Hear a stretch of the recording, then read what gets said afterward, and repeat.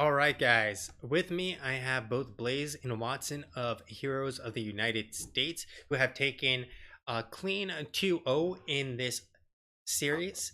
And so, for starters, congratulations, guys, on the victory. Thank you. Thank you. So, to start things off, how did you feel about that first game? I mean, you look like you were pretty much in control for the duration of it. That it felt pretty clean for us. We were able to maintain pretty much the map control, and we're able to hold the turn-in points throughout I think the entire game. I don't recall them getting any turn-ins. So Mhm. I know that we got in a good scuffle there, probably like 2/3 of the way into the game, and I think we ended up trading, but in the end they had to fall back, and we were able to just prevent those turn-ins, which I think just really helped to make the game swing our direction. Now, is this a map you guys have a lot of practice with? Because the execution in terms of like what you were doing seemed very, very good in terms of like macro decisions on what to pick up, when to pick up, and what to do with your advantages. We don't usually practice that map in scrims. I would say it's one of our least favorite maps in terms of just play style, but it's a map that suits a lot of the heroes we enjoy playing. So, it's just something where I think we have a good understanding of the objective and how to use it, and then in turn also have a good understanding of how to try and control those turn-in points. And that's where I think the bulk of that map is decided. If you don't have control over either of those, it's going to be very difficult for you to win. And I think that's our draft. I think clearly demonstrated when you can control it, both with the Auric, Johanna, Deckard. It's very frustrating when you're trying to turn in. So, tell me about the Leo pick. You guys chose it both games, and it's a little bit more of an oddball choice in that Leo is probably not considered, the the tops of solo laners, but you guys seem to really love Leo. I think he scales well. And in the second game, I think Waterboy demonstrated how valuable his trait could be. So he does scale well. His level 20 is really, really punishing. Mhm. So if you get to the late game, which both of those maps could go to the late game, I think that's where Leoric for us gains priority in draft. Makes sense. So, have you guys scouted out Stitches Be Crazy? Because in the first draft, you also banned out the Stukov, I believe, which I thought was like a very early ban against a Stukov. We've done some scouting previously. So and I don't know if it was necessarily one of those things where like we saw like, oh, like they play a lot of Stukov and that was like a threat to us, but it was just one of those things that we definitely didn't want to deal with. So at least not in that round. Makes sense. Now, do you guys play a lot of that composition? Because the only thing that changed in game number two was literally flipping out Tracer for the Tychus. I mean, the comp felt really good to us in the first Mhm. round, and just because of the results we had, we're like, you know what, we can probably run the same comp again. The only thing obviously we changed out was the tracers because they still had a pretty heavy front line, and we figured, okay, we probably don't need that dive, so Mhm. instead we just took something that can melt tanks. Yeah, and if you guys looked at the stats, Tychus definitely melted some tanks that game, top in the DPS charts. Yep. So, how do you guys feel about game number two? That one seemed a little bit more of a roller coaster. Did you guys identify things that were going wrong in the middle of the game and try to correct them? With some Yeah, I of think it, we I did. mean, it was Leoric trait value. That was a little bit stressful for us, was trying to find a way to keep him alive. And then find a way to get positive trades if we do lose him. Mhm. Um, it is, I mean, to be honest, it's a map we're still, we're working through and making sure, we're still learning on that map. I think as a team, it was one of our worst maps last season. So still trying to improve on it, which is why we're picking it this season and trying to go through it. And, in general, for us, getting value when we needed to, I think we were able to try and Mhm. maintain, at least within their levels, stay within, where they were. They were able to get a level lead. They got to 10 first. I think they had a full level lead at one point. We were able to claw that back Yep. and get some big picks uh, there towards the late game. Like one on the Stukov late Yeah. game that helped us get a keep wall, and that really again kind of I felt like set us up for the victory there. Yeah, it definitely set you guys up big time. I mean, it helped get you back to the 20 of being in the 20 race, and actually you hit 20s before that in part thanks to the kill and then the additional pressure on the structures and picking up more XP from them.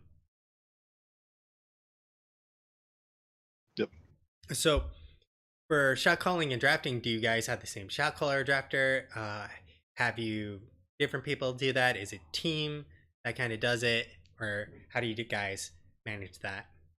Drafting is more team than it is any one person.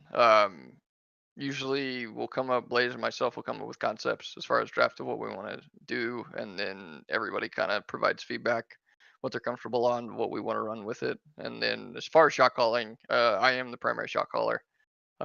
So I do macro and then team fight shot calling, and then we'll try and our off lane will call his rotations, things like that. But yeah, I mean, it feels. I think it's most teams are probably that way. Your main tank's usually shot calling, so Mhm. it's just more comfortable calling from the front line than it is from the back. Yeah. Yep. Especially since you're usually the one who's trying to start the engagements in a lot of cases. And so calling those things out, especially if you're playing someone like a Johanna and you're looking and seeing where the Blessed Shield opportunities are to start those engagements, it makes more sense to have a tank call it out because they know the range on their Blessed Shield versus like a support or any of the ranged assassins. Yep.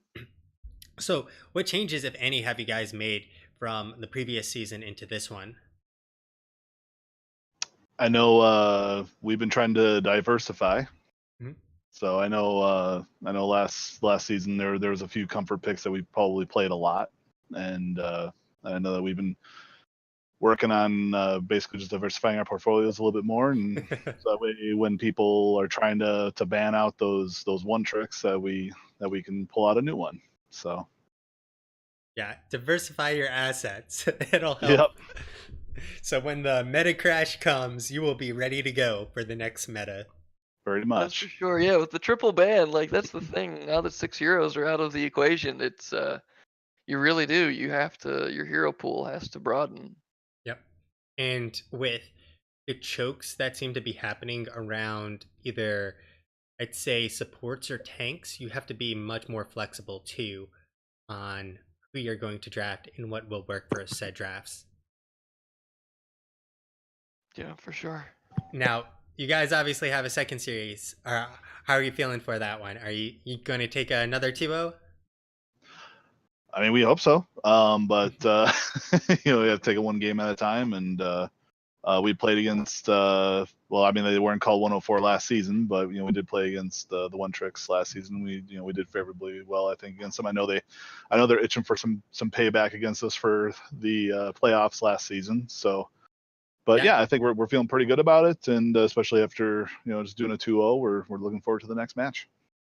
All right, guys. Well, I'll give the floor to you to give any shout outs and get, a little break in before this series and the next so you guys can discuss it as a team what you're looking to do. Nope, I don't have any shout outs today, at least not right now. Maybe after the end of the next series, we can talk again, hopefully. And other than that, I'm good. I'm ready to go take a quick break.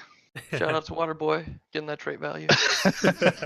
I wasn't gonna go there, but yeah. Leorki is the thing. It's so good. Yep. It definitely is. All right, guys. Well, best of luck in game number 2, and I'll see you in about 15 minutes. So, yeah. Thank you. Later. Yep. Thanks. All right, guys. That was the best of 2 game number or series number 1 for Heroes of the United States. We're going to be doing Heroes of the United States versus 104, which, as you heard, were the One Tricks last season. I guess they may have maybe some roster changes. Not sure. But 104 is going to be who they face off against next. And Heroes of the United States were apparently 1-1 before this.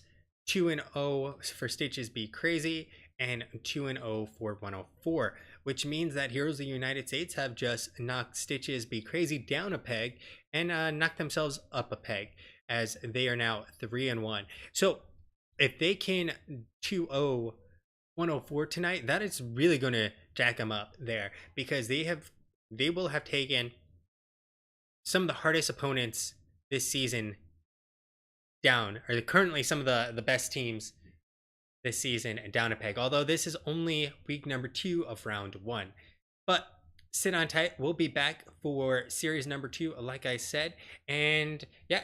It's a water break, beer break, whiskey break, whatever kind of break you want. So enjoy it in the meantime. And thanks for joining me.